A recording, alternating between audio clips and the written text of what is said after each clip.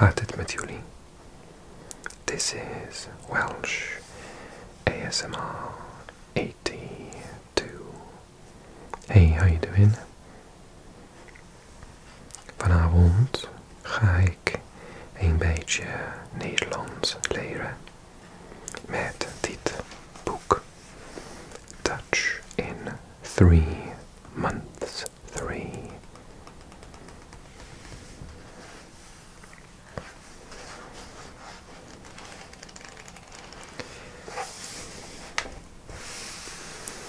In deze video leer ik the perfect tense.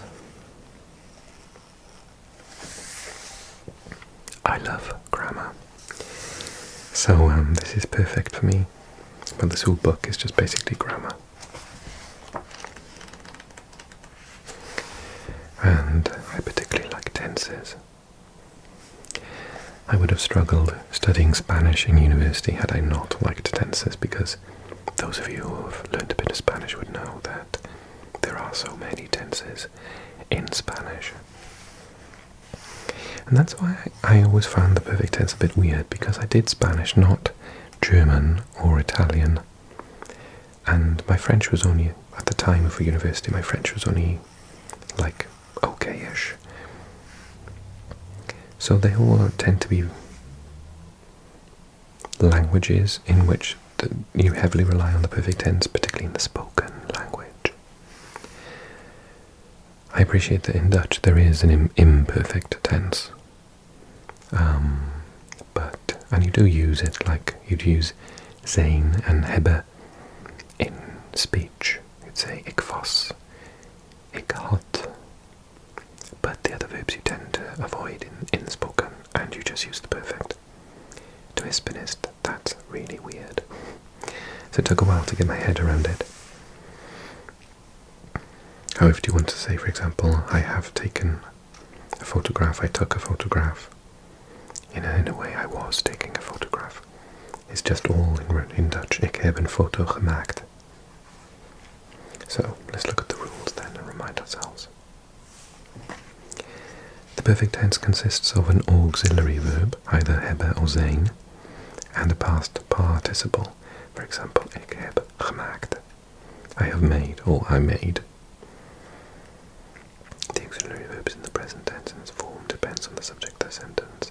If the subject is hij, for example, then heeft is required. However, the past participle never changes. For example, hij heeft gemaakt. Ik heb gemaakt. So the past participle doesn't change. The auxiliary verb is always the second item in the sentence, and the past participle comes last. Wij hebben gisteren veel foto's gemaakt. Veel foto's gemaakt. There's more about auxiliary verbs in section 33. Dutch verbs are divided into 3 groups according to how they form their past tenses. The first group is described as weak, the second as strong, and the verbs in the third are irregular, or a mixture of weak and strong. So then, past participles of weak verbs. So this is the ge and either a t or a d, but that's actually pronounced t. T is added to stems ending in p, t, k, s, f, g.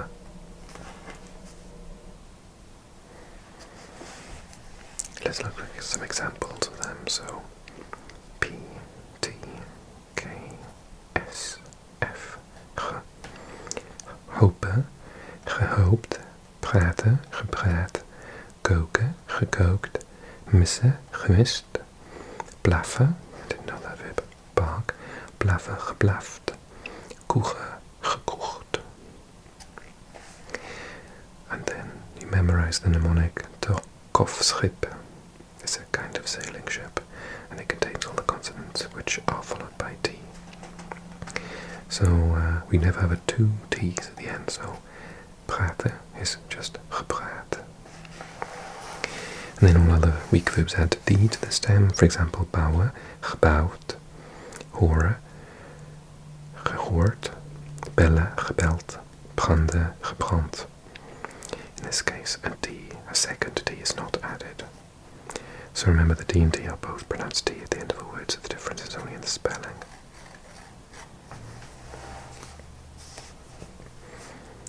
So that's two things we need to remember. So weak verbs which have one of the following prefixes do not form their past participle with the prefix ge. They are be, ge, her, und, ver. They are called inseparable prefixes because they are never separated from the rest of the verb, and the verb is called an inseparable verb. Bedoelen, bedoelt, bepraten, bepraat. Geloven, geloofde. Verbranden, verbrand. Verhuizen, verhuisd. That should obviously have an E and an end. Branden. Which sometimes gets me because branden and verbranden are just the same thing, really.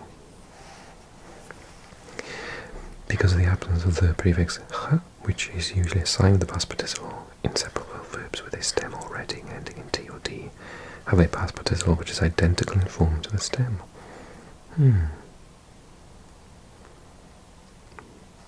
Yes, verbrand, verbrand.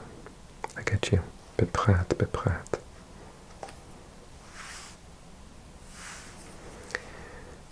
Spelling note geloven and verhuizen, which have a V or a Z in the infinitive, and a stem ending in F or S respectively, add D to the stem to form their past participle. So they aren't in the kofschip group, apparently. Which is kind of irritating. Geloofd with a D, verhuisd with a D. Because in the infinitive they have a different letter. Okay, there's some vocab there. Let's do the exercises. Write down the past participles of the following verbs. Let's have a little go with that, shall we? Okay, so it said maken, which becomes gemaakt. It's got a K, so it's going to be a D. Kloppen. It's got a double P, that's interesting. Geklopt. That also ends in de kofschip. Bellen. Gebeld. With a D and one L. I don't. Maybe I should take the one. I think I should take the extra P away. Geklopt. I don't feel like I should end it with a double P. Bellen. Vertellen. Same thing, I think. Verteld. Verteld. One L and a D. Werken. Gewerkt. So got a K in it. So it's going to have a T. Gewerkt. Keuken.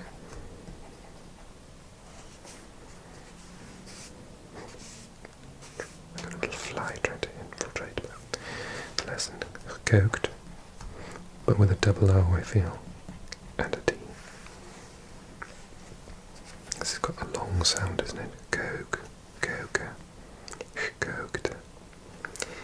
And what's next? Ontmoeten. So ont, I think, is inseparable. It is. Ontmoet. Can't double the T, and there's no ge. Ik heb je ontmoet. Ik heb je gisteren ontmoet. Then beloven. Be is also inseparable, so it's got a V, so beloven, beloof, but then with a D. So it's got an F, but it's got a V there. It's going to have a D, beloofd, and a long O, beloofd. If you're Dutch and you're watching this, you're thinking, oh my god, how difficult in my language. Verhuizen. There is inseparable. This is going to change to an S. Verhuisd. But it's going to have a D because the Z was there. Verhuisd. And lastly, branden. So, ge is fine. Gebrand, we don't double the D. Gebrand. Branden. Gebrand. Let's see the answers. Exercise is 27.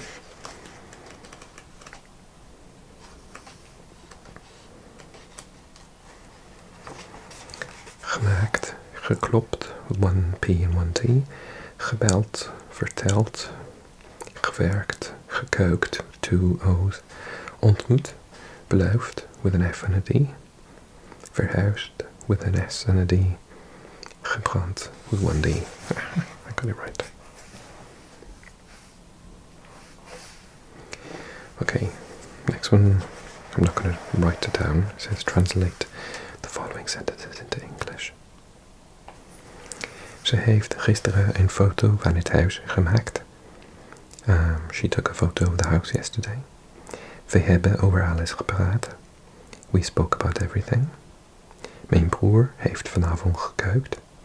My brother cooked. Tonight. This evening. Heeft u altijd in Utrecht gewoond? Have you always lived in Utrecht? Wat jammer, je hebt de trein gemist. What a shame, you have missed the train. De kinderen hebben een huisje in de tuin gebouwd. The children have made a little house in the garden. Ik heb de stapel kranten verbrand. I have burnt the stapel. Is that like a pile of newspapers? Kranten. Opa heeft gisteren gebeld. Grandfather, granddad. We say, in Wales we say pampa. Pampa rang yesterday. Oma en opa. Hebben jullie alles aan je moeder verteld? Have you told your mother everything? Ze hebben haar in het park ontmoet. They met her in the park. Gisteren heeft hij met zijn vrienden op straat gespeeld. Yesterday she played with her friends on the street. Daarna heeft hij thuis gestudeerd. After that he studied at home thuis. Okay, translate the following sentences into Dutch. I worked hard yesterday. Ik heb gisteren hard gewerkt. 1, 2. You've lived in Holland, haven't you? When they say Holland, they mean Netherlands or Holland. You plural, so jullie. Oh, it's a question now, so maybe it's hebben jullie. But it's a haven't you question. Oh, I'm going to say jullie. Jullie hebben... You've lived in Holland, haven't you? In Holland. In Nederlands. If they want that answer. This book is so old. It's before we started calling the Netherlands the Netherlands. I think we used to call it Holland. This book is like 25 years old. Jullie hebben in Holland gewoond. Haven't you? They want me to use echt waar. We'll see the answers later. She made that dress herself. I always get dress and skirt mixed up. Jurk, rok. I can't remember. Jurk, I think, is a skirt and rok is a dress. But it could be the other way around. Zij heeft zichzelf self. I think it's self actually. It doesn't look right. Zichzelf. That dress. Die. I've just remembered twice. Rok. gemaakt. They took a photograph of our house. Ze hebben een foto van ons huis, not onze, because it's neuter, ons huis gemaakt. 5. Whom did she meet at the station? Whom? Met. No. Wie? Met wie? Wie heeft ze op het station ontmoet?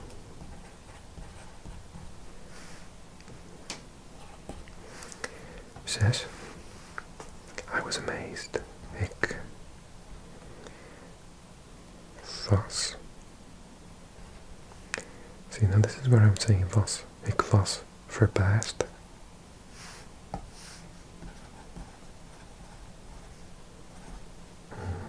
Why would I do that? Verbaasd. Verbazen. Maybe it's got a Z in there. But maybe they want me to say ik heb verbaasd. No, ik ben. No, that's weird. I don't think. Why is that in here? I was amazed. 7. He told us about the party. Hij heeft ons over het how do you say? No, wrong. Feitje verteld. Feitje, is that how you do it?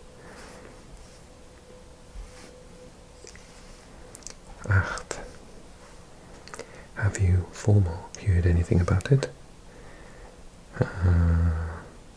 Heeft u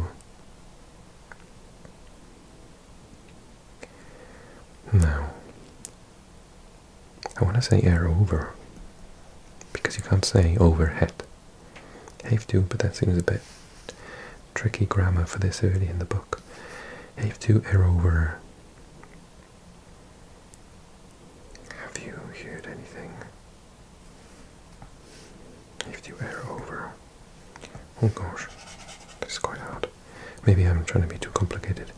Heb u iets erover gehoord? Heeft u iets erover gehoord? 9. We have always believed it. We hebben altijd. We hebben het. We have always believed it. We hebben het altijd geloofd. With an F and a D together. 10. I felt very tired yesterday. Ik heb me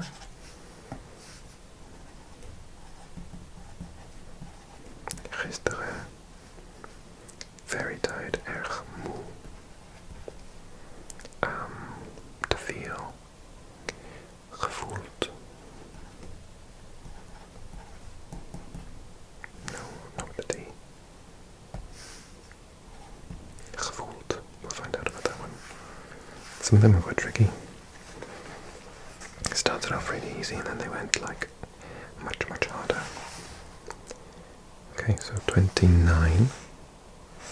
Ik heb gisteren hard gewerkt. Jullie hebben in Holland gewoond, niet waar? Niet waar, they want to say. And they did say Holland. Niet waar. Number 3. Ze heeft de jurk zelf gemaakt. Okay, so that's... and is jurk, so so I got the wrong one. Die jurk. Zelf gemaakt. Ze hebben een foto van ons huis gemaakt. Wie heeft ze op het station ontmoet? Ik heb me verbaasd. Ik heb me verbaasd.